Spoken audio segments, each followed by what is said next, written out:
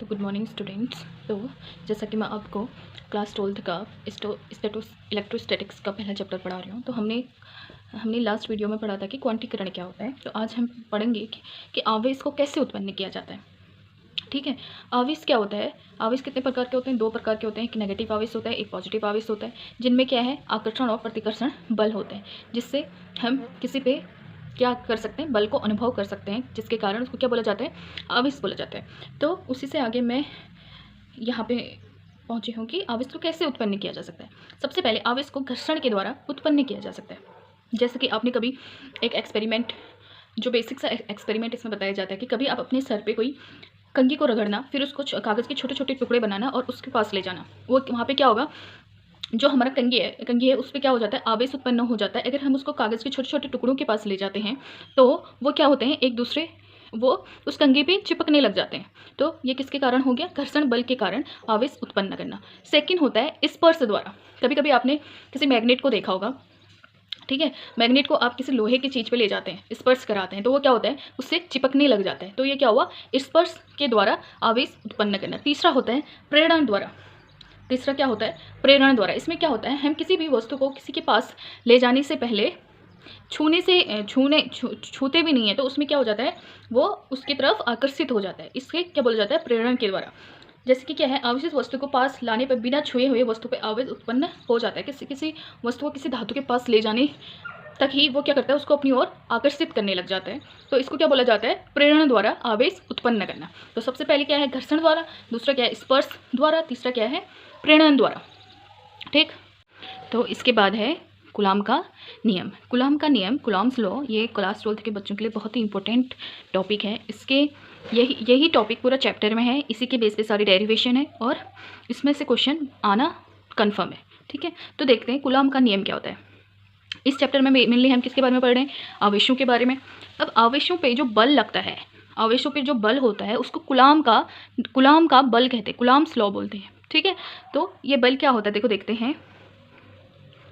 निर्वात में स्थित दो स्थिर बिंदु आवेशों के बीच लगने वाला बल उन आवेशों के परिमाणु के गुणनफल के समानुपाती, परमाणु के गुणनफल के समानुपाती तथा उनके बीच की दूरी के वर्ग के व्युत्क्रमानुपाती, बीच की दूरी के वर्ग के व्युत्क्रमानुपाती होता है। यह बल दोनों आवेशों को मिलाने वाली रेखा के अनुदिश लगता है। यह बल जो होता है दोनों आवेशों को मिलाने वाली रेखा के अनुदिश लगता है। देखो इसको समझो, हमारे पास कोई आवेश है, एक Q है, दूसरा भी Q आवेश है। अब इनको मिलाने वाली रेखा क्या है, कोई R है, इनके बीच की डिस्टेंस क्या है, R मान लिया हमने।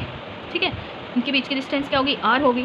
अब इस पर हमने फोर्स लगाना है और इस पर भी फोर्स लगाना है। ठीक है, तो फोर्स क्या होता है इनमें, इन दोनों आवेशों के गुणनफल Q1, सपोज ये Q1 है, यानी Q2 है, Q1 प्लस Q2 के समानुपाती। समानुपाती का मतलब होता है कि F equal to F proportional to Q1 Q2, मतलब F समानुपाती है Q1 और Q2 के, और इनकी बीच की दूरी की व्युत्क्रमानुपाती है। बीच की दूरी क्या है इनके दोनों के बीच में, R, तो F proportional to 1/R square, मतलब समानु वर्ग के बीच की दूरी के वर्ग के व्युत्क्रमानुपाती होता है। ठीक है, तो व्युत्क्रमानुपाती में क्या होता है, वो उल्टा आ जाता है, रेसिप्रोकल होता है, नीचे होता है। ठीक है, तो R स्क्वायर और Q1 Q2 के क्या होता है, समानुपाती होता है। अब हम कहीं से भी प्रोपोर्शनल का साइन हटाते हैं तो वहाँ पे क्या आता है, एक कांस्टेंट K आता है, या K मान लो, X मान लो, Y मान लो, कोई भी आप वेरिएबल मान सकते हो। ठीक है, K आता है, तो हमारा फॉर्मूला क्या हो गया, K into Q1 upon Q2 upon Q1 into Q2 upon R square. जो K होता है ये क्या होता है, एप्सिलॉन नॉट होता है। तो ये परमिटिविटी होती है। ठीक है, ये क्या होता है, परमिटिविटी होती है, जिसको क्या बोला जाता है, हिंदी में क्या बोला जाता है, परमिटिविटी को निर्वात की विद्युतशीलता बोला जाता है, निर्वात की विद्युतशीलता। ठीक है, अब क्या होता है, K होता है, K क्या होता है, कांस्टेंट, K होता है कांस्टेंट, और इसकी वैल्यू होती है, K की वैल्यू होती है 1/एप्सिलॉन 4πε0। ठीक है, K की वैल्यू क्या होती है, 1/4πε0। तो टोटल वैल्यू इन सबको जोड़ के हमें फॉर्मूला क्या मिलता है, F equal to 1/4πε0 Q1 into Q2 upon R square. ये हमारा क्या हो गया, कूलॉम्स का नियम हो गया। ठीक है, और एप्सिलॉन की वैल्यू कितनी होती है, 8.854 into 10⁻⁻12 coulomb square newton inverse metre का -2। ठीक है, ये क्या होता है हमारा टोटल कूलॉम्स का नियम। ठीक, बहुत इजी टॉपिक है। फिजिक्स को समझने के लिए आपको फिजिक्स को पढ़ना जरूरी है, उनको बेसिक्स आप पढ़ लिया तो आप लोगों ने, तो आपके लिए फिजिक्स को समझना बहुत ही आसान है। अब देखो इसमें कुछ नियम दिए गए हैं। पहला है बल सदैव आवेशों को मिलाने वाली, सॉरी ये सदैव है, बल सदैव आवेशों को मिलाने वाली रेखा के अनुदिश कार्य करता है। बल कहाँ पे होगा, देखो यहाँ पे मैंने बना रखा है ना, इन दोनों को बीच क्या होगा, बल होगा। या तो बल अगर ये नेगेटिव पॉजिटिव होंगे तो एक दूसरे को आकर्षित कर रहे होंगे, ठीक है। अगर दोनों पॉजिटिव या दोनों नेगेटिव होंगे तो क्या होंगे, एक दूसरे को प्रतिकर्षित कर रहे होंगे, लेकिन जिस दिशा में क्या है बल लगा हुआ है रेखा के अनुदिशी कार्य कर रहे होंगे, ठीक है। अब देखो दूसरा है समान नाम के आवेश परस्पर प्रतिकर्षित करते हैं, मतलब जिनमें सेम चार्ज होता है प्लस प्लस एक दूसरे को क्या करेंगे, प्रतिकर्षित करेंगे, ठीक है।